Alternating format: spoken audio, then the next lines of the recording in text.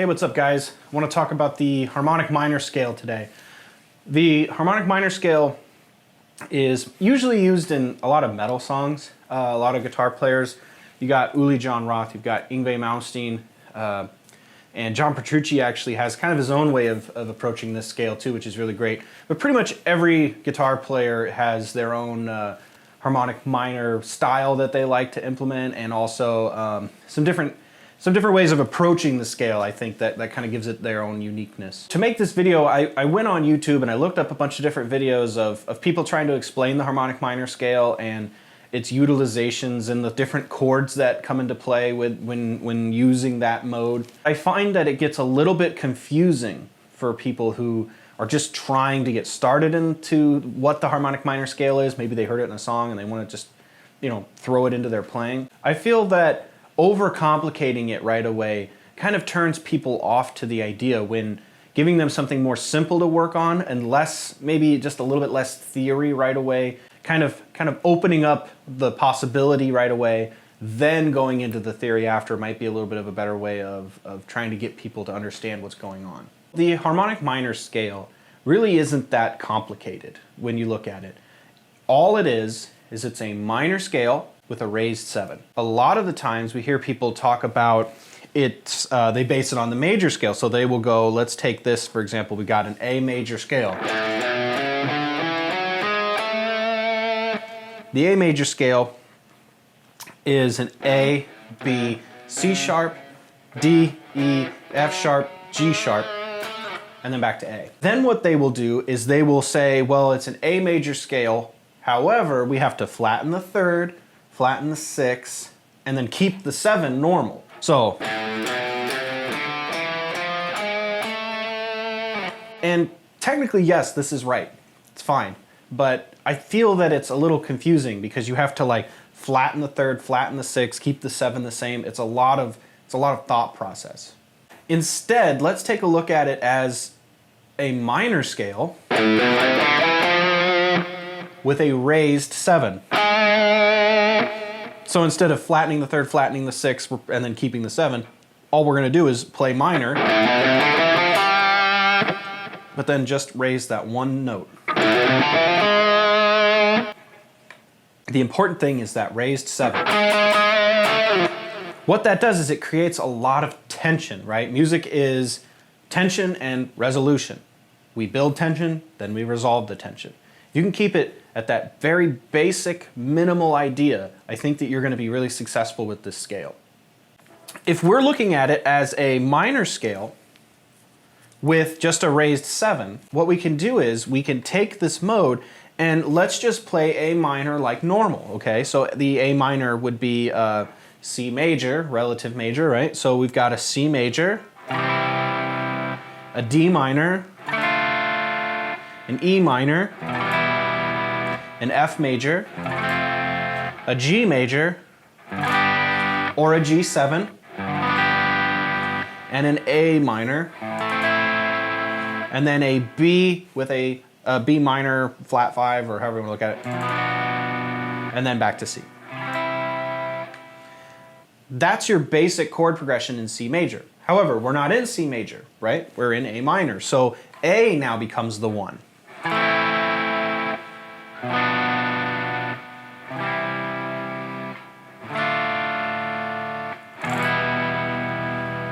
Now, I'm going to stop on this 5 chord, the E minor.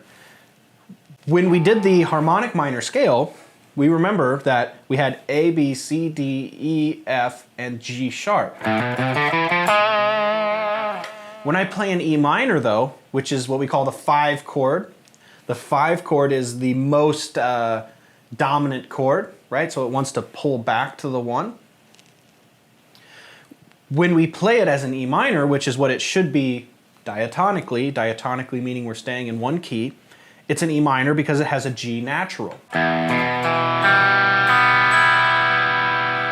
Now, if you tried to play harmonic minor over that, that G sharp would really crash with the G natural because they're so close to each other. But what we can do is on that 5 chord, when it raises into a dominant 7 chord or an E major, that is when we're going to execute the harmonic minor scale. Okay, so we finish it out, F major, G major, and then back to A minor. So what do I mean by when that chord is present, we're going to execute the A minor scale, or A harmonic minor scale? If we're playing all of these tones, A minor, C, G, whatever the backing track might be,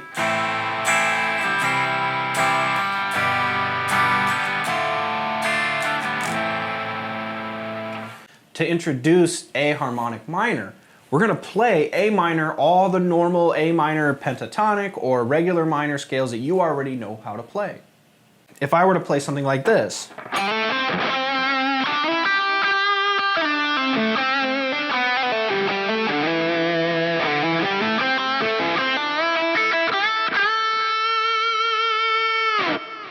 all of that was A minor, pentatonic with a little bit of the natural minor scale thrown in. But when I hit this E chord, which is the 5 chord, remember, and it goes to an E major or an E7, that's my trigger to hit that G sharp and make it an A harmonic minor.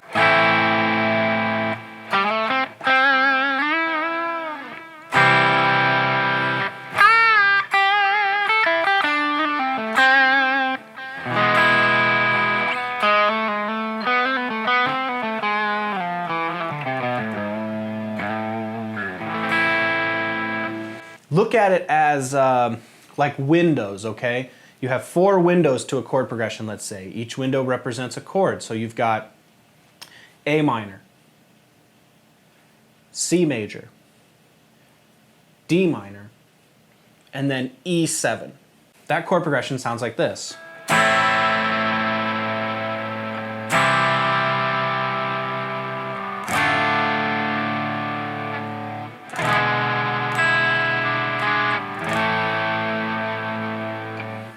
Each one of those windows opens up for, let's say, 4 beats. So the A minor counts for 4. So we hit A minor. 1, 2, 3, 4.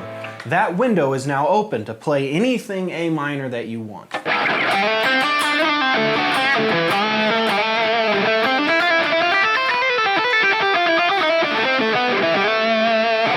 Then, that window closes.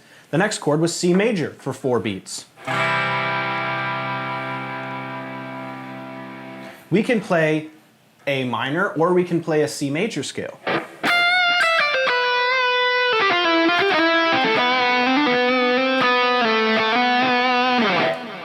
Then, for 4 beats, we play D minor. Now, you can still continue playing A minor like you have been, or you can play C major, or you can play D Dorian.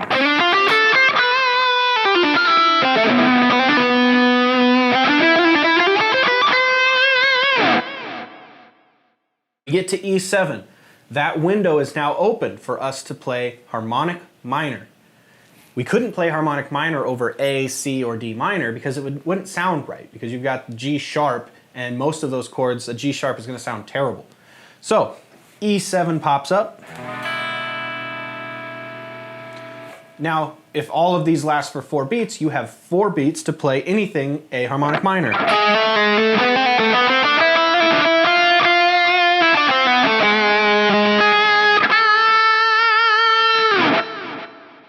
There's a lot that we can do with A harmonic minor.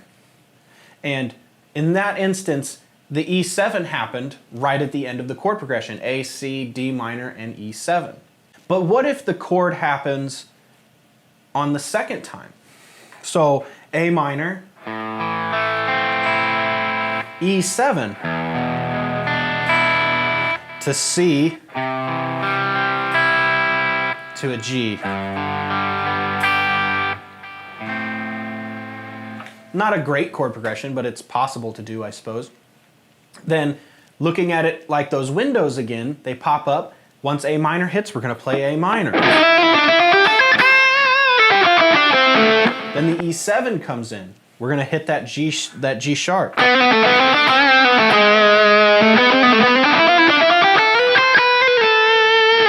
Then Then we finish out the rest of it in A minor, or you can pick modes based on the chords that popped up. There's still a whole lot more to harmonic minor that we can dive into, but for this video I wanted to keep it more for people that want to start implementing a little bit of A harmonic minor or any harmonic minor into their playing. Keep in mind, don't change anything about your playing. If you're going to play in A minor, play in A minor. And just do all the same licks and ideas and phrases that you already know how to do. But once that window opens up for the E7 to come in, whether it's on the first chord, second chord, third chord, fourth chord, or whatever, that's your opportunity to throw in that one G sharp note inside of what you've already been playing. So, something like that. You have to be able to know exactly when that chord's coming, and most of the time backtracks will give you that chord anyway. So you know, okay, in 4 beats, I need to get to a G sharp somehow. Something like that, okay?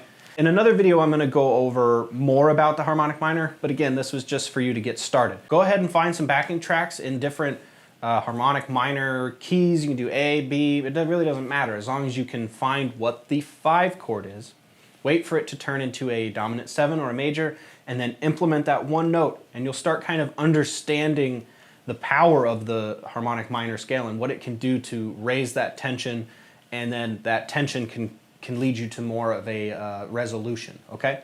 Tag me on Instagram and show off your videos. I'd like to, you know, take a look at whatever you guys come up with and maybe try to give some feedback on it as well. Also, if you would like to learn more about chromatic scales, pentatonic modes, and arpeggios, things like that with some exercises, definitely check out my book, Guitar Efficiency. It's on Amazon right now. Very useful for people that are looking to expand on their music theory knowledge, as well as get some exercises. And even in the back, it's got a weekly journal as well. So definitely take a look at that. Link's gonna be down in the description below. So subscribe, like the video, check out my book, and until next time, happy shredding.